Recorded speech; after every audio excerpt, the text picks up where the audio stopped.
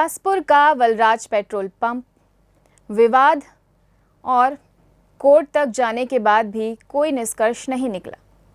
पड़ताल की गई राष्ट्रीय जगत विजन की टीम के द्वारा क्या कुछ सामने आया, हमने आपको पिछले 2 पार्ट्स में बताया है। दोनों पार्ट्स की लिंक हमारे डिस्क्रिप्शन में है, आप दोनों पार्ट्स भी देख सकते हैं। पहले पार्ट में हमने बताया कि ये विवाद आखिर है क्या, दूसरे पार्ट में हमने बताया कि कैसे कुछ लोग मोहरे बने हुए हैं इस पूरे विवाद के अंदर, कैसे कई सारे खुलासे हुए हैं।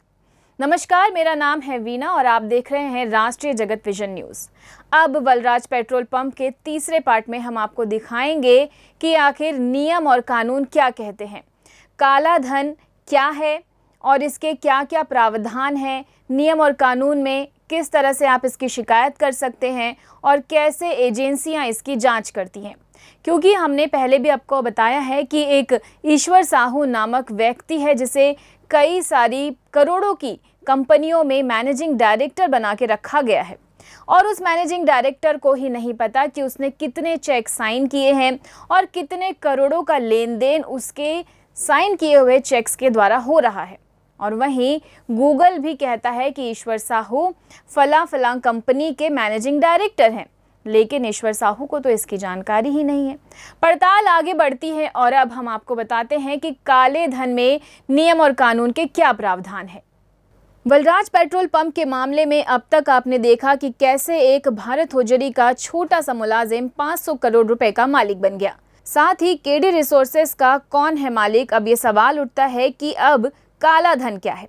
राष्ट्रीय जगत विजन की टीम ने इस मुद्दे को लेकर ईडी के सरकारी वकील से बात की और जानना चाहा कि आखिर इसके पीछे क्या है नियम और कैसे टैक्स चोरी और काले धन के खिलाफ सरकार कार्रवाई करती है। दूसरी तरफ इस मामले में ईडी के सरकारी वकील क्या कहते हैं, जानिए हमारी सीनियर रिपोर्टर इमरान खान की खास रिपोर्ट में। इस वक्त हमारे साथ में सौरभ पांडे साहब। जिस तरीके से लगातार अवैध संपत्ति का मामला सामने आ रहा है, एक मामला बिलासपुर का है जिसमें वलराज पेट्रोल पंप को खरीदा गया है केडी रिसोर्सेज के नाम से। उनका जो एमडी है वो ईश्वर प्रसाद साहू है। उनके नाम से जब हमने तहकीकात की तो लगभग 500 करोड़ के आसपास उसके मामला समझ में आता है। क्या इस पूरे मामले को ईडी संज्ञान में ले सकते हैं? देखिए, ईडी तो एक इन्वेस्टिगेटिंग एजेंसी है जो कि prevention of money laundering act के अंतर्गत इन्वेस्टिगेशन करने के लिए उसे सक्षम बनाया गया है केंद्र सरकार के द्वारा।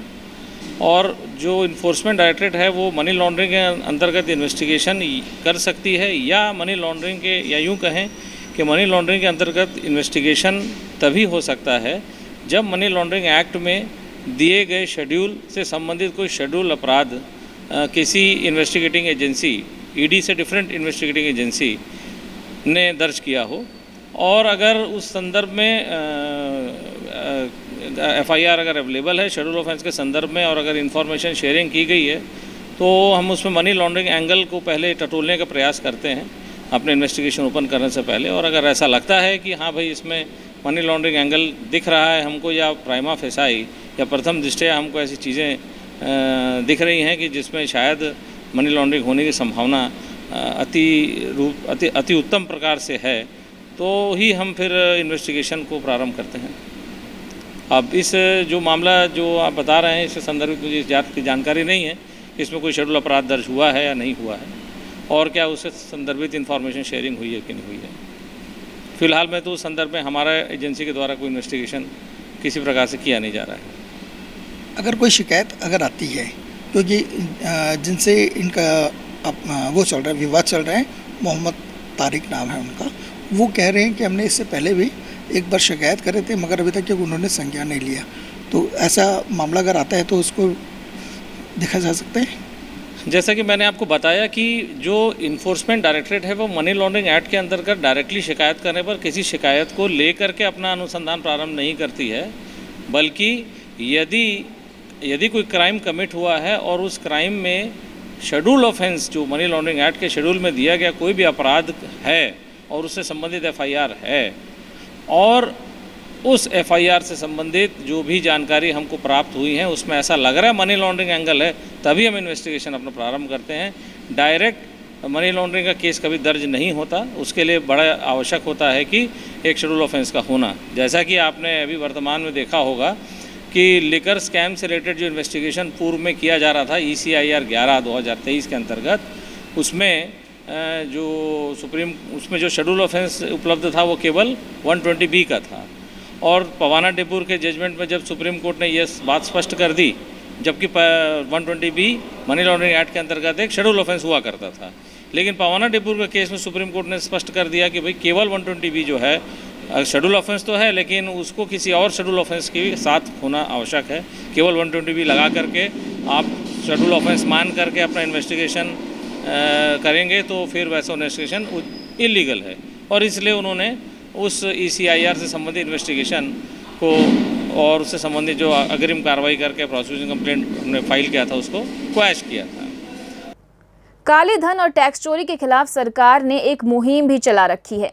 अब आयकर विभाग को किसी कंपनी या आदमी की अघोषित विदेशी संपत्तियों या बेनामी संपत्ति या फिर अन्य तरीके से की जा रही चोरी की शिकायत ऑनलाइन भी की जा सकती है। शिकायत करने के लिए आयकर विभाग ने एक ऑनलाइन विंडो भी शुरू किया है। इसके जरिए काले धन के खिलाफ आप सूचना देकर 5 करोड़ रुपए तक का इनाम पा सकते हैं। नहीं, ये आज भी लागू है और ये उसलिए प्रोत्साहन करने के लिए था कि जितने लोग स्वयं आगे से आगे आए और देश के हित में इस प्रकार की बातें रखें जिसमें उनकी टोटली आइडेंटिटी डिस्क्लोज नहीं की जाएगी और उनको इनाम स्वरूप एक निर्धारित अमाउंट 1 करोड़ से 5 करोड़ का जो उन्होंने रखा है वो भी उनको मिलेगा। अवैध संपत्ति, विदेशी संपत्ति, सारी चीज के लिए क्या क्या प्रावधान है? इसे तो डायरेक्ट रूप से हम चाहें तो पोर्टल पे भी या किसी प्रकार से एनोनिमिटी रखते हुए विभाग को इसकी जानकारी दे सकते हैं और विभाग उसके आधार पर कार्रवाई कर सकता है, जिसके तहत उस व्यक्ति जिन्होंने बताया है उसका आइडेंटिटी टोटली मतलब वो उसका सेफ रहेगा, उससे कोई प्रकार की हानि नहीं होगी। ये स्थिति है। सर, क्या इसमें पैन कार्ड की जरूरत पड़ती है या आधार कार्ड की जरूरत पड़ती है? जो क्या बोलते हैं सूचना देने वाला रहता है वो सामान्य आदमी हो सकता है, उसको अपने किसी प्रकार की आइडेंटिटी डिस्क्लोज करने की जरूरत नहीं रहती। उसे मात्र वो विवरण देना रहता है कि क्या उसके पास जानकारियां हैं जो काले धन के दृष्टिकोण से सरकार के लिए बहुत महत्वपूर्ण हो सकती है, उसको उसे बताना रहता है। सर, ये जो जिस तरीके से हमने बिलासपुर का जो एक मामला उठाया था जी बलराज पेट्रोल पंप का, जी, जिसमें एक 500 करोड़ की जो अवैध संपत्ति बोले या तो हो सकता है उसमें जो भी इन्वेस्टिगेशन का मामला है उसमें हम ये नहीं बोल सकते कि वो अवैध है, है ना? तो ये मामले को लेकर क्या शिकायत की जा सकती है? अगर वो शिकायत करके जाती है तो क्या ये ईडी इसको संज्ञान में ले सकता है? देखिए, दो अलग अलग चीजें। ईडी एक अलग संस्था है और इनकम टैक्स अलग संस्था है। तो अगर व्यक्ति इनकम टैक्स के तहत जाना चाहे तो इनकम टैक्स की तरफ भी जा सकता है, और अगर इनकम टैक्स के अधिकारियों को ये लगता है कि ये चीज ईडी को ट्रांसफर की जा सकती है तो वो स्वयं भी उसको ईडी को ट्रांसफर करता है। शिकायतकर्ता को पहले अपने मोबाइल या फिर ईमेल पर OTP के जरिए सत्यापन कराना होगा। इसके बाद वो अपनी शिकायत दर्ज करा सकते हैं। इसके लिए शिकायतकर्ता को सामने खुलने वाले आयकर कानून 1961 के उल्लंघन, काला धन, अघोषित विदेशी संपत्ति और आय से अधिक संपत्ति कर अधिनियम 1961 का अधिरोपण और बेनामी लेन देन निवारण अधिनियम के 3 अलग अलग फॉर्म में से अपनी शिकायत से जुड़ा फॉर्म भरना होगा। अब इस मामले से जुड़े एक अहम कैरेक्टर से आपको हम पहले भी मिलवा चुके हैं, लेकिन इस बार तारिक मोहम्मद का क्या कुछ कहना है, आइए आपको सुनाते हैं। तारिक मोहम्मद इस पूरे मामले में अपने आप को पीड़ित बताते हैं। उनका कहना है कि उन्होंने बार बार इस काले धन की और बोगस कंपनी की शिकायतें की हैं, लेकिन उनकी शिकायत पर किसी तरह की कोई सुनवाई नहीं हुई है। आइए आपको सुनाते हैं कि तारिक मोहम्मद और क्या कुछ कहते हैं। मेरा नाम मोहम्मद तारिक है। जैसे मैंने पहले भी जो है इस बारे में सबको अवगत कराया था कि भाई मेरा जो है एक मामला जो है KD resources private limited company के साथ चल रहा है, जो कि एक बोगस कंपनी है। उसमें उस कंपनी के जो डायरेक्टर है ईश्वर प्रसाद साहू नाम है उसका, वह जबकि एक कर्मचारी है, वो भारत गुजरी के यहाँ काम करता था। उसको जो है उसके साथ मेरा एग्रीमेंट कराया, जबकि वो जो है उसको पता ही नहीं है कि वो उस पेट्रोल पंप में जमीन का मालिक है, और उसको ये तक नहीं मालूम है कि वो कई 100 करोड़ रुपए का मालिक है, और मेरे साथ एग्रीमेंट करा दिए। और इसकी जो ये कंपनी है, इसके अलावा जो है वो कई कंपनियों में जो है डायरेक्टर है, जैसे ये केडी रिसोर्सेज प्राइवेट लिमिटेड के अलावा भी जो है वो रॉकलैंड, वो सिल्वर लाइन बाटलर करके कंपनी है, उसमें भी और डायरेक्टर है, और एक रॉकलैंड कंपनी है, उसमें भी जो है वो शेयर होल्डर्स में है। तो इस तरीके से वो कई कंपनियों में जो है मालिक है। और इसका शिकायत जो है मैंने पूर्व में भी जो है मैंने सेंट्रल विजिलेंस कमीशन में किया था 13 फरवरी को, लेकिन अभी तक जो है इसमें कोई भी कार्रवाई नहीं हुआ है।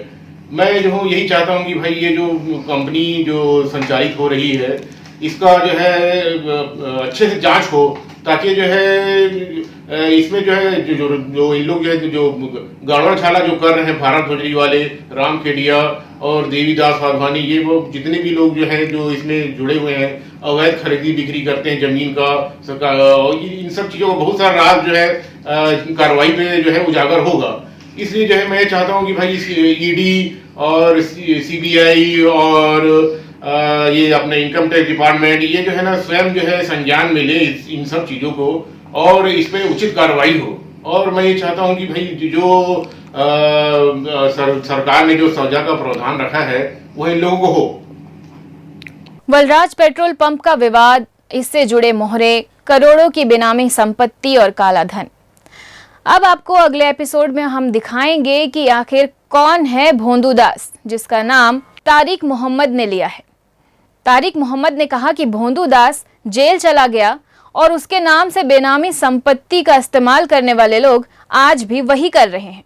अगले एपिसोड में आपको दिखाएंगे कि आखिर भोंदू दास है कौन। फिलहाल इस एपिसोड में इतना ही। आप देखते रहिए राष्ट्रीय जगत विजन न्यूज। हमारे चैनल को लाइक, शेयर एंड सब्सक्राइब करें और नोटिफिकेशन के लिए बेल आइकन दबाना ना भूलें। नमस्कार।